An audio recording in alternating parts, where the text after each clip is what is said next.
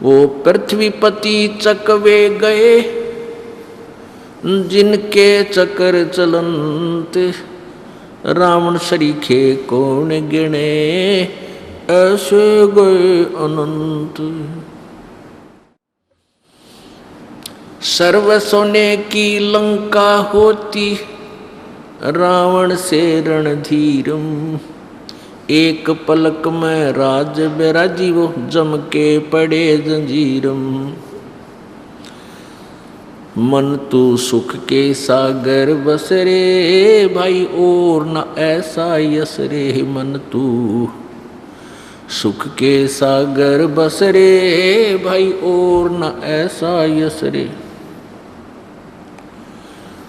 दुर्योधन से राजा होते संग इकोतर भाई, दुर्योधन से राजा होते संग इकोतर बाई।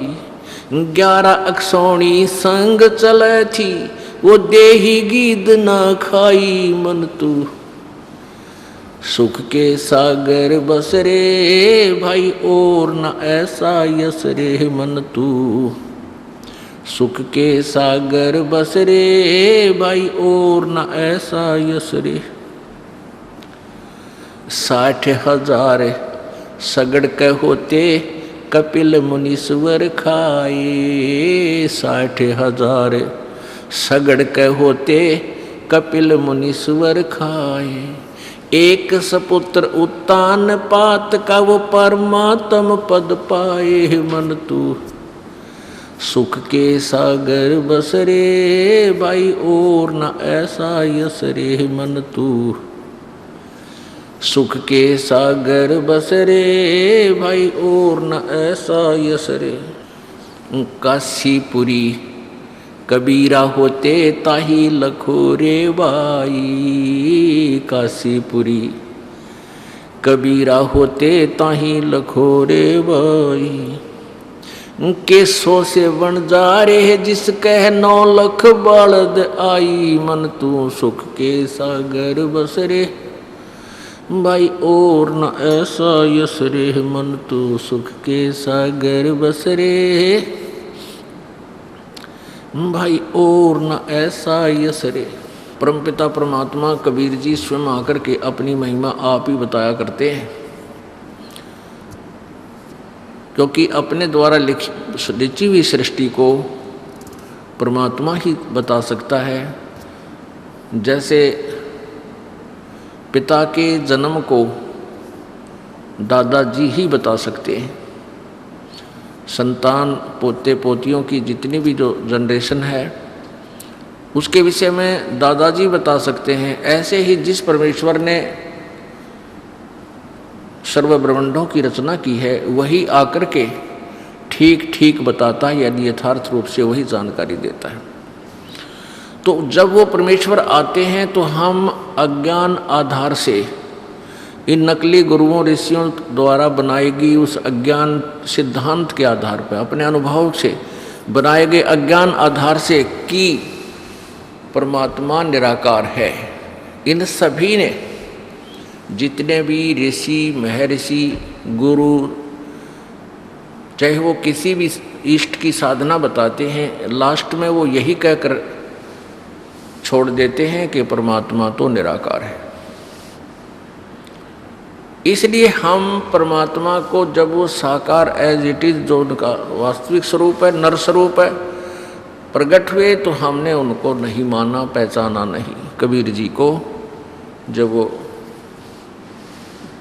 प्रत्येक युग में आते हैं तो उस परमात्मा को हम नहीं पहचान पाते, उनको एक सिंपल मैन, एक कवि की उपमा उपाधि दे देते हैं। और वेद बताते हैं वो जो कवि नाम से प्रसिद्ध होता है, अपनी महिमा अपनी वाणी कबीर वाणी के द्वारा ऊंचे स्वर में आवाज़ लगा लगा कर बोलता है, कविताओं के माध्यम से, लोकोक्तियों के माध्यम से, श्लोक दोहों के माध्यम से, जिस कारण से वो एक प्रसिद्ध कवियों में से एक होता है। लेकिन वो परमात्मा होता है। जितने भी कवि और हैं, किसी की भी उनके दोहों में, उनके द्वारा बोली गई अनुभव की वाणी में सृष्टि रचना नहीं है। तो वो परमात्मा की एक न्यारी पहचान है कि कबीर जी ने जो सब शास्त्रों के बारे में जानकारी दी, ब्रह्मा विष्णु महेश की उत्पत्ति, ब्रह्म ज्योति निरंजन दुर्गा के जन्म के विषय में उस परमेश्वर ने जानकारी दी जिससे इनकी उत्पत्ति हुई है। इसलिए वो कवि होते हुए भी, कवि की उपमा जैसे प्राप्त करके भी वो परमात्मा ही है। और यही ऋग्वेद मंडल नंबर 9 सूक्त नंबर 96 और मंत्र नंबर 17 से 20 तक प्रमाण है कि वो परमात्मा जब शिशु रूप धारण करके यहाँ प्रकट होता है, उसमें बाल्यकाल से शुरू कर देता है, वो अपनी महिमा के वाणी उच्चारण करना शुरू कर देता है। अपनी महिमा वो कबीर वाणी के द्वारा ऊंचे स्वर में गरज गरज कर बोलता है, जिस कारण से वो एक प्रसिद्ध कवियों की में से एक होता है, कवि की उपाधि प्राप्त करता है। लेकिन वो होता है कबीर देव, कबीर साहब, कबीर प्रभु, परमात्मा ही होता है। और उस परमेश्वर के द्वारा बोली गई, वो रची गई वो वाणी, सच्चिदानंद घन की वाणी, कबीर वाणी, उसके अनुयायियों के लिए अमृत के तुल्य प्यारी होती है, सो अच्छी लगती है, उनको बहुत सुखदायी होती है। परमात्मा की वाणी उनको बहुत आनंद देती है। और वो परमात्मा तीसरे धाम में रहता है। पुण्यात्मा, पवित्र हिंदू समाज इस बात से खूब परिचित है कि वेदों में जो लिखा है वो सत्य है। अब वेदों में क्या लिखा है वो ये दास आपको वर्बली बता रहा है। अभी तक ये जो मौखिक बताया है कि वो उस कबीर देव, कबीर साहब की के विषय में जानकारी है जो बनारस में शिशु रूप धारण करके प्रकट हुआ था। यही वेद बताते हैं कि वो परमात्मा होता है जो अपनी कबीर वाणी के द्वारा,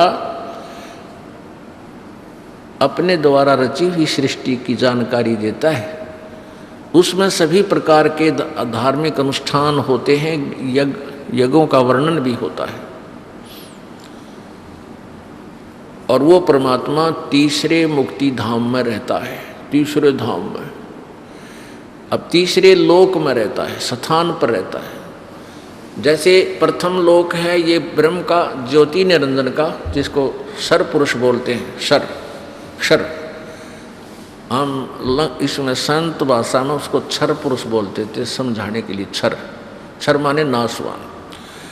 और दूसरा अक्षर पुरुष, इस क्षर पुरुष के हैं 21 ब्रह्मांड। ये एक धाम, एक लोक कहलाता है। और अक्षर पुरुष यानी परब्रह्म के, इसके 7 शंख ब्रह्मांड हैं। 7 शंख ब्रह्मांड का एक लोक कहलाता है, एक स्थान, उसका क्षेत्र। तो इन दोनों से अलग जो तीसरा मुक्ति धाम है वो सत्यलोक है। तो वो परमात्मा ऊपर सत्यलोक में रहता है। ऊपर के जो सतलोक, अलखलोक, अगमलोक और अकय अनामी लोक, ये अकय और अनामी एक ही है। ये चारों लोकों का जो एक, ये भी एक लोक कहलाता है, एक स्थान कहलाता है। ये अमर सनातन परम धाम कहलाता है, अमर लोक कहलाता है। इसको 4 भागों में विभाजित किया गया है। तो वो परमात्मा ऊपर के तीसरे लोक में रहता है।